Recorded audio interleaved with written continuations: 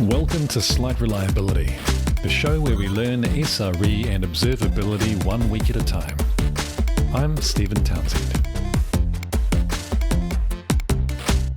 Welcome back to Slight Reliability. I'm Stephen Townsend, and this is the show where we learn about SRE and observability 1 week at a time. Today, I'm joined by Niall Murphy, and I have a feeling most of you have heard of him before.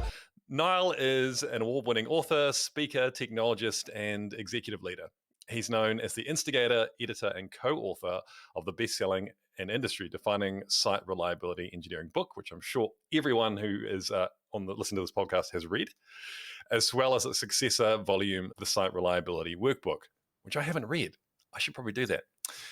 He has devoted over 20 years of mission-critical engineering roles to the craft of software, large-scale service operations, teaching, and diversity in computing. Welcome, Niall. It's an honor to have you on the show. How are you? You're very kind. Thank you very much. I'm not too bad.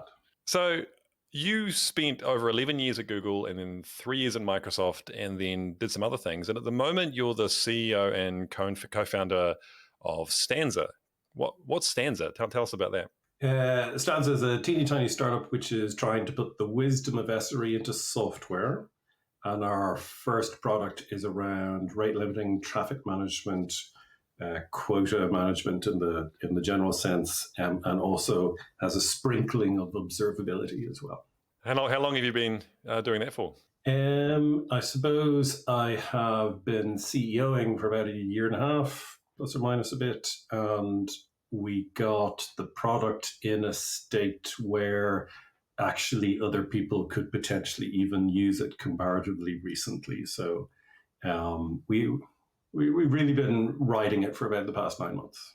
So I think, given that you were one of the founding SREs in the world and seeing it in Google, and then coming out of Google and seeing it at other places, I think you've got not many people have the perspective that you do, seeing that. So we thought today we'd talk about some of your sort of personal obsessions or frustrations or things that you're seeing in the world and what's going on there. So I guess the first question I had is, what is bugging you? What's bugging you about SRE in the world as it is happening right now? Yes, I feel I should unleash a 2-minute hate here, or maybe due to inflation, it has to be a 90-second hate or something like that. I'll actually begin by taking a small amount of issue with just some of the framing language there, because you say I'm one of the founding SREs. I don't feel I am really. I joined Google like 2006 or thereabouts. There are plenty of people who were kind of there earlier than me, though, because the hiring graph was exponential. There are maybe doublings of actual numbers of people in the years after me, but there were definitely people before me. And I'm like super accidentally the person who ends up talking the most about this publicly in a way that other people end up hearing it, right? There was no intention that this would do the numbers in the way that it did, et cetera, et cetera. So I want to explicitly declaim any of that responsibility. However, I will totally rant about the things which are, I suppose, annoying me / obsessing me, et cetera, at the moment. Yeah, I'll start off with something that I actually talked a little bit about in SRE Economia, just gone this October, where I've been talking about kind of developments in understanding the value of reliability, which I think is actually a huge kind of hole in the center of what we do. And I am increasingly dissatisfied by the historic answer, or I should say the kind of typical answer from Google as exemplified in the book, which is reliability is the number one feature, and if you don't have it, nothing else works. But actually, it's not that simple. Yeah.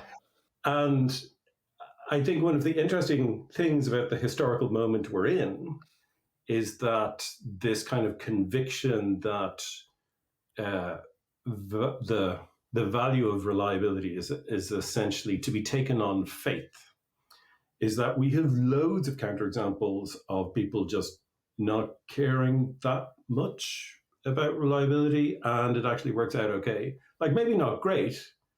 I think we can all think about episodes in the recent past where rate limiting was imposed on a particularly large website without much planning and lots of disasters and so on and so forth. But actually, the site in question continues to run. These kinds of observations are, to my mind, typically very unquantified, right?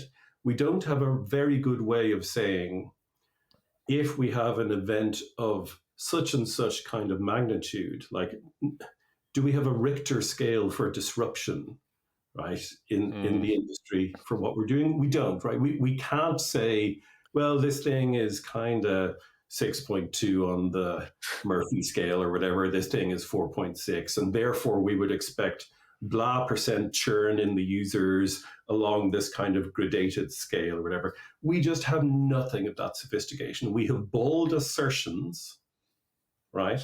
And we also have an environment where, like, just looking around us and in your day-to-day experiences, reliability is degraded now on kind of an ongoing basis. And I'm not just thinking about popular social media websites, etc., but I'm thinking about turds in seawater, and I'm thinking about bus schedules, and I'm thinking about the fact that we are still living with various diseases and they impede and make life more difficult, and we all have to go around pretending that they're not existing, etc.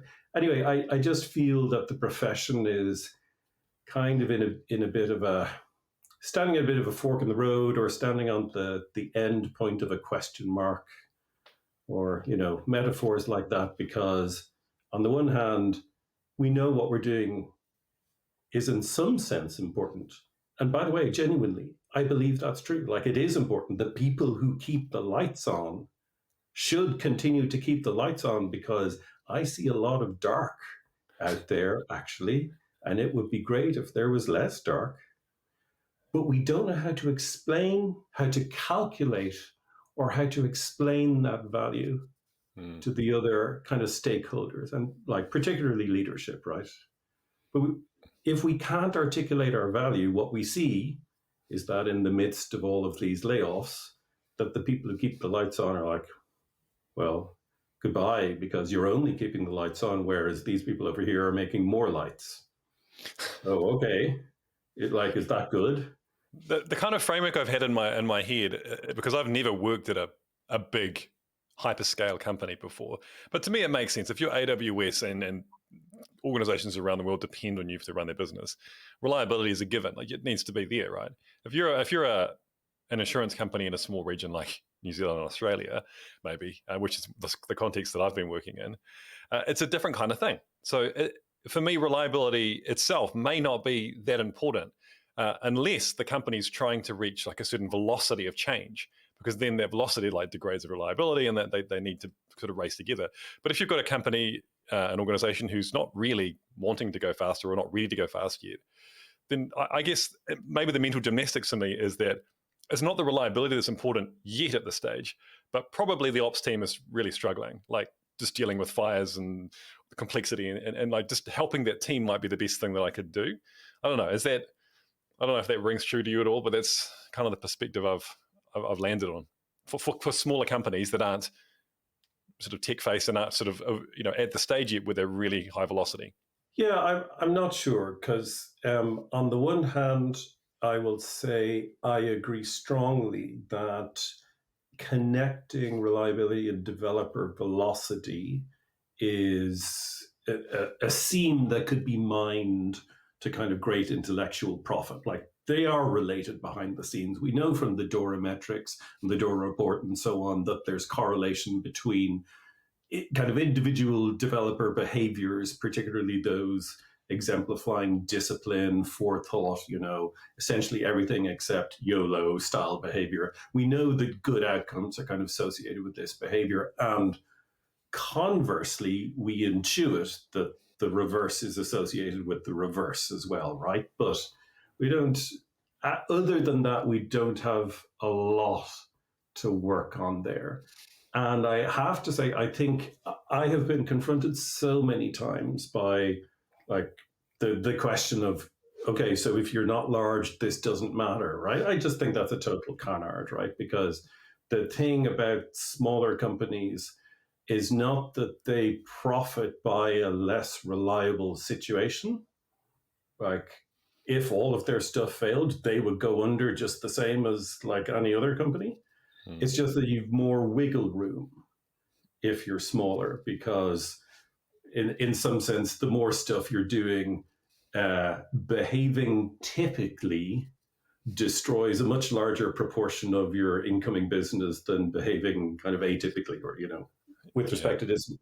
And actually, I would say this, that there are many parts of Amazon that are, shall we say, SRE philosophy resistant, while being like really strongly reliability oriented. And those things aren't necessarily at odds, right? I mean, the big operations meeting that the AWS folks have is a huge demonstration of their commitment, right? And you don't have to have SLOs for everything in order for it to be reliable. Don't get me started on my SLO rant either. But long story short, I think that the combination of developer velocity and reliability does matter at more or less any scale. And that often we use the excuse of, okay, so it's small, so it doesn't matter. And actually, it kind of does matter.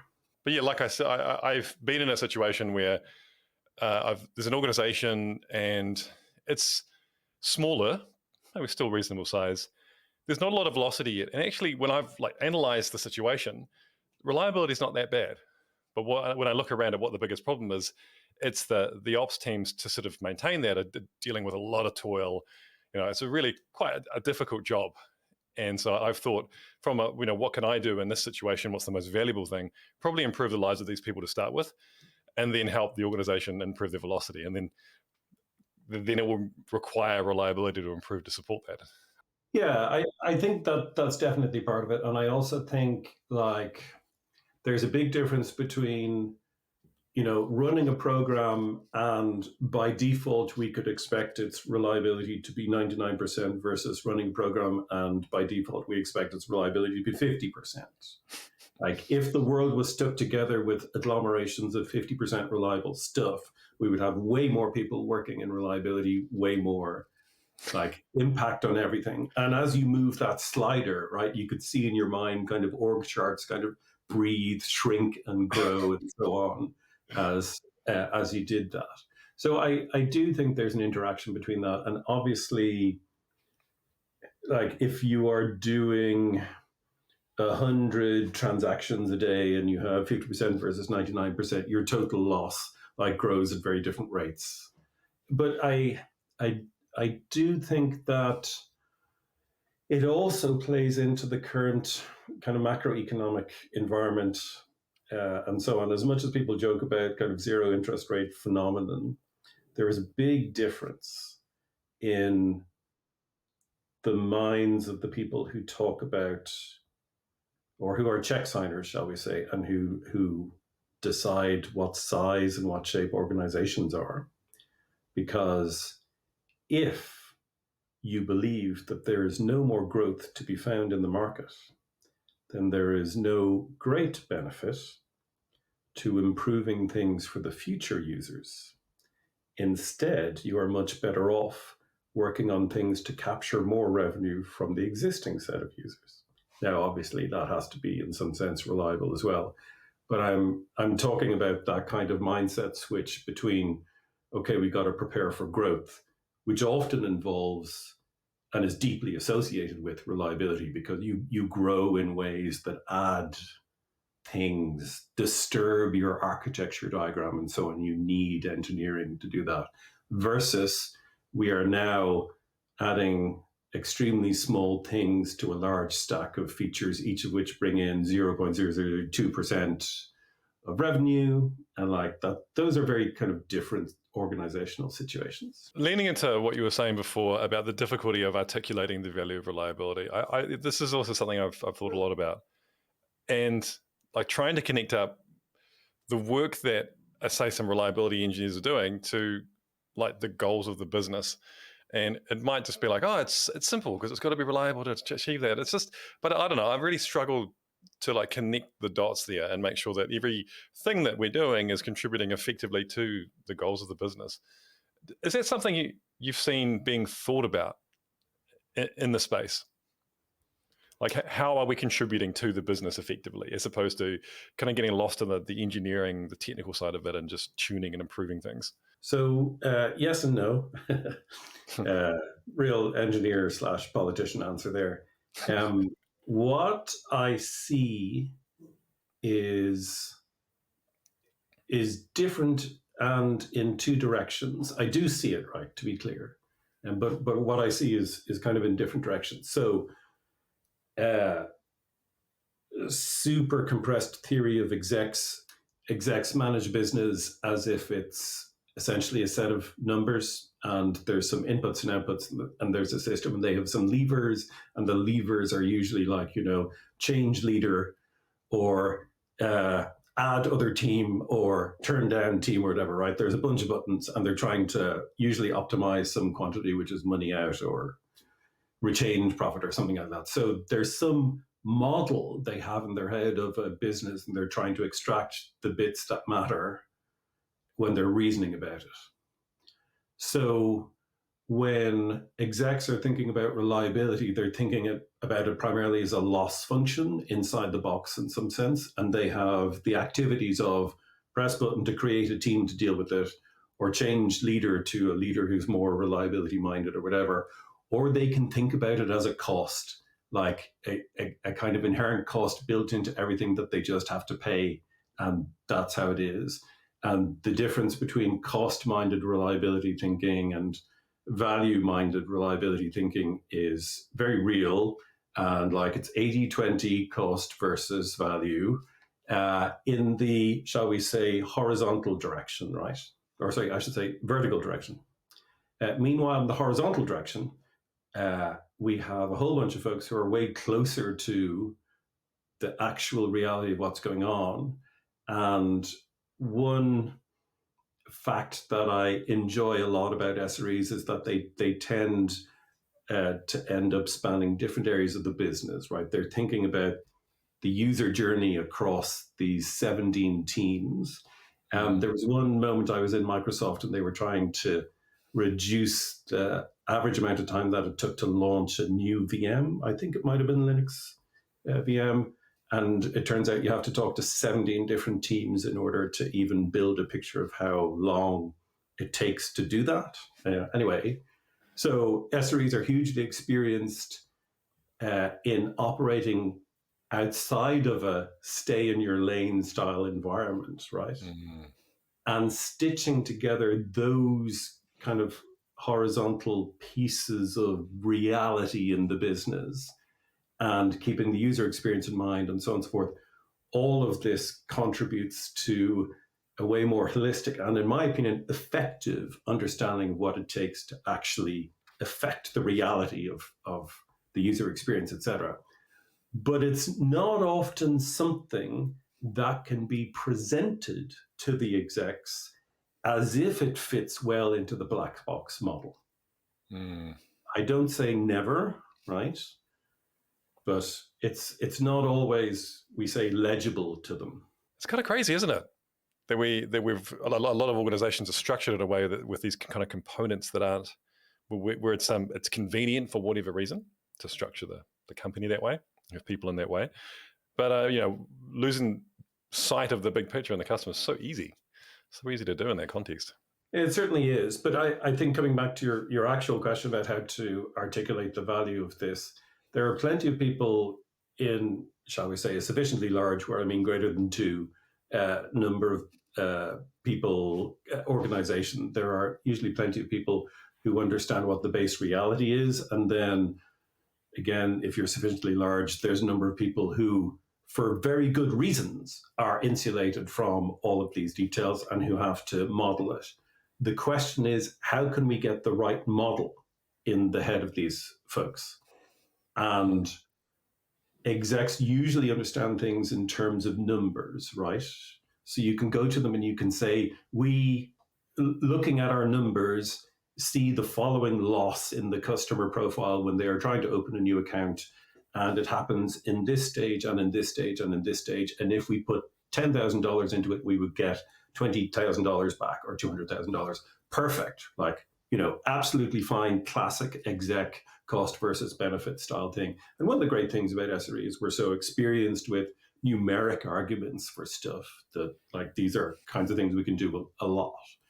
Where it gets a bit more complex, and where I think we as an industry or a movement or however you would put it have something to do here, is when we don't have a precise understanding of what the numbers are, and we're forced back to our raw assertions rather than being able to say, oh yes, the churn from an outage like this is typically around 6%. When we're forced back on bold assertions like reliability is the number one feature, then the execs are like, I'm sorry, I can't hear you, right? So I think we need more in order to tackle this problem, we need more sharing of information across the industry in order to be able to help all of us to build these kinds of cases. And I think in particular, information about user churn is often, if not actively siloed within an organization, then definitely hard to bring out of an organization, right? And I think just elevating as SREs the importance of finding those numbers which mean something to leadership as well. I think, yeah. I have two more questions. The first question is, how do you think sort of regular organizations around the world are going as sort of implementing SRE practices or just principles from what you've seen and the people that you've spoken to? It depends, he said, inevitably. There are a bunch of organizations for which SRE philosophies and behaviors and so on and so forth are relatively natural, or at least there's not too much tissue rejection when you try and do them. And there are numerous success stories. And then there's also the fact that I'm personally aware of a number of SRE kind of functions which have been turned down entirely this year. And I am guessing that they would not have been turned down if there was a clear articulation of their value. I mean, maybe, like, actually, one of the things that has happened in these increasing rounds of layoffs is that the value for some of those folks was actually quite clear. It's just that there's a decision taken about this value over this other value, or calculations like that. So at some stage, notwithstanding all of that, it comes down to a decision about where the dollars are flowing and what kind of effort has to be spent on flowing the dollars in a particular direction, and so on and so forth. And one of the other things that I have recently come across is just how bad we are at understanding. I mean, we've been talking a lot about SRE and infrastructure here, but at understanding the value of new features, which is another thing I have enjoyed learning about, is a piece of research by Microsoft, as it happens, which is talking about in summary, it talks about the act of attempting to optimize certain metrics, arbitrary metrics like time spent on page or whatever, right? But a bunch of arbitrary metrics on Bing.com. And this survey, this research discovered that when a developer or product manager or whatever is attempting to optimize metric X and starts a project to do that, designs a feature, writes the feature, ships the feature, et cetera, they measure what actually happened to the metric as opposed to what the project thought the result of launching and changing the metric would be. And you may or may not be surprised to hear that in only 1/3 of the cases does the new feature have the expected outcome or expected effect on the metric in question. And in 1/3 of cases, it has a neutral effect, which is to say the metric doesn't change at all or changes very slightly. And in 1/3 of cases, the effect is negative. And so it's hugely tempting. I don't know like how intellectually honest it is to do this. I have done this, right? But I'm not saying maybe we can't get away with it, right? But it is hugely tempting to look at this and go, so what you're saying is that when a product manager puts something in the backlog or creates a new feature or however you would put this, only about 33% of the time will it actually deliver any value.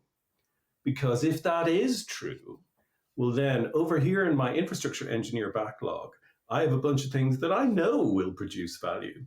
Or maybe they offset negative occurrences, right? But I will trade you one of your things which has a 66% chance of being bad versus one of my things which has a pretty good chance of being like, actually that will prevent this outage that we know happened a couple of months ago, or insert other thing. I really like that. I really like that mindset. That's like Leanstatup type sort of thinking, because I think we are at a stage now where the world's too complicated to just, I'm a product manager. I know what the customers want. You don't. You have to experiment. There's no other way to get to the right place. Yeah, and in fact, all of this research comes from the A/B testing framework in Microsoft. I think it's Ravi, or AHVI, I think is the person who kind of championed this and did the paper, 2009, if I recall correctly. But I suppose when we're asking the general question, not just how to articulate the value of reliability, but also like how is it going when implementing SRE in different orgs? Well, the answer is, of course, it varies, but also the question of how is it going in feature development domain, that's also a question for which there is a not entirely happy answer. And we should be aware of that when we're having these cross comparisons, because I think in our kind of infrastructure, reliability, et cetera, domain, we can suffer from they're all having a wonderful time off in product developer land. And like sometimes that's true, and then 66% of the time it's not, right? So I think it's awesome. I hadn't really thought about the other side of the coin before until really, that's great. I love that. They're all connected, right? Like this is one of the things that my time both in Google and out of Google has kind of informed me that, reinforce my prejudices, depending on how you think about it. But I have certainly come to the conclusion that the stay in your lane philosophy is useful primarily from the point of view of being able to chop off variables from considerations so that you can focus on, a very narrow set of concerns for this particular thing that you're doing. Of course, that is useful, right? I'm not saying it isn't. And complexity is one of the number one problems over time. Okay, cool. But yet, right, there is a trade-off to that. And that trade-off is you don't realize when things are connected, either, behind the scenes or are actively in front of the scenes. And some of those interactions, if you take a stay in your lane style approach, can end up hurting you really badly. The problem is sometimes they end up hurting you really badly in a way that's invisible to execs taking a stay in your lane, siloized approach. Last question.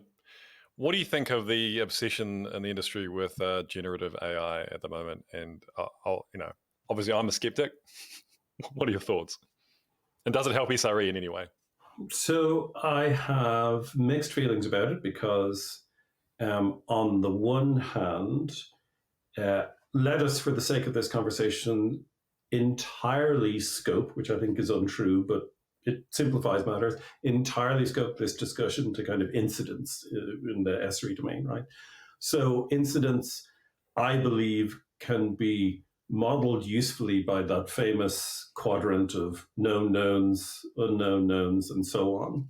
So unknown unknowns are the things that I believe will be inherently untackleable by generative AI that requires a fixed training corpus to rely on.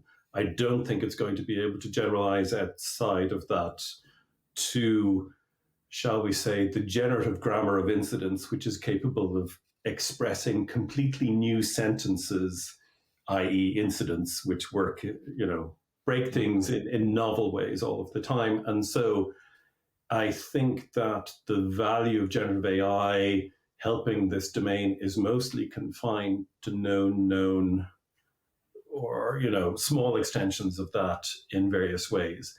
Can it be useful? Yes, I think it probably can.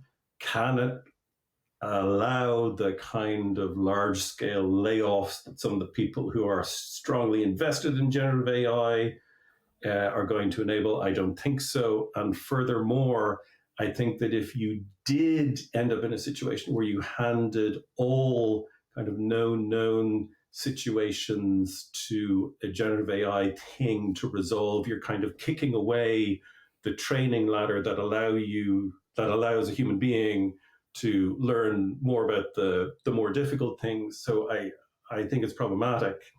On the other hand, when I go to SRE conferences or KubeCon or whatever, I see a lot of people who are not aware that generative AI is coming for every job which has a training corpus. The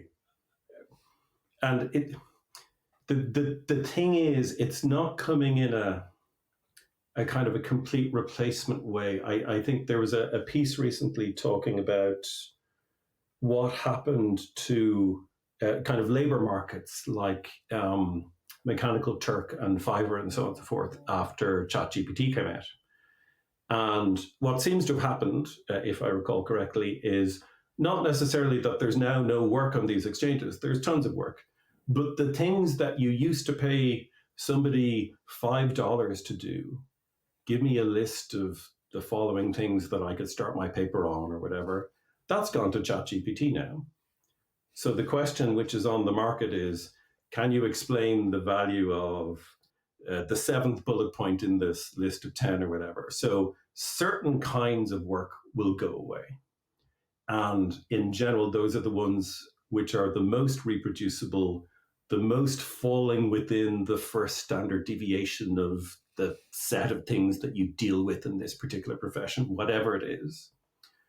And the exceptional and weird stuff will still stay exceptional and weird and is possibly out of reach of generative AI, maybe also out of reach of a number of people as well. But I see in the SRE community probably a certain amount of complacency about this. And I think it's ill-deserved complacency. Okay, a little bit of a warning there for, for the listeners. Yeah. Yeah, I did speak a little bit about unknown unknowns at SRECon Asia Pacific. And I don't know, I felt like the audience sort of glazed over when I talk at that sort of higher level sort of concept. But, I really like it. I think unknown unknowns, that's the thing which is the challenge and going to be increasingly the challenge. And is like the bread and butter of the work that I want to do is like looking into these problems and how to solve them. Thank you so much, Niall, for coming on the show and chatting about SRE and AI and all kinds of things. Any last words? Yeah, I am interested in your take on this and being kind of more directly in the observability space than I am. Huge push to adopt open telemetry. And from my point of view, this can't be about cost control. It's about ownership of data. Do you agree? I wrote about this recently. So OpenTelemetry is sort of touted as providing a way to be vendor agnostic. But it's only vendor agnostic as so far as collecting telemetry. Then the vendors are quite happy for you to use OpenTelemetry because then they can then try convince you to then pipe that into their data stores. And then once they've got your data, then it's that's also another kind of lock-in. They've got your data, they've got your historic data, and then you've learned how to use their tooling and their query languages and their UI. And it's quite challenging to shift tools. So I don't know if the goal of OpenTelemetry is that or not, but it's not hurting the observability vendors in any way as long as they store the data. So I think there's probably, I've worked in performance engineering, and we used to use more like a BI approach where we did our analysis in a standalone analysis tool, which we would just connect to data wherever it was, what's the commoditized data stores anywhere, and just pull it all together in real time and analyze it. I think that's a better model. I like that, as opposed to we're paying for a vendor and we're paying for them to ingest and store and then to retrieve our data every time. Yeah, they're making great money from it. Don't know if that answers your question, but that's sort of my thoughts. Fair enough. I suppose I see an analogy between kind of the cloud market proper, where all of the cloud vendors will sell you a VM because they all sell VMs, and like that's table stakes or however you would put it. But they're all busily trying to differentiate in the back end to help you get hooked onto BigQuery or whatever, right? So in the observability market, I think that even if OpenTelemetry standardizes everything like logs, metrics, traces, collection, and even, shall we say, a query language, although I don't know of anyone working on that, and I'm not sure if it would be possible, but like, let's say that it happens, they would still be trying to write features that the others didn't have in order to make it sticky for the place you're in. So that's my thought. Thanks once again, Niall, for coming on the show. Really great chat. And to everyone else, this is the last episode of Slight Reliability in 2023. So hope you'll have a wonderful holiday period, and I'll be back in a few weeks, probably maybe a month at most, with the 2024 season. New look, new music, slightly new style, but it should be fun. So have a great break, and I'll see you soon.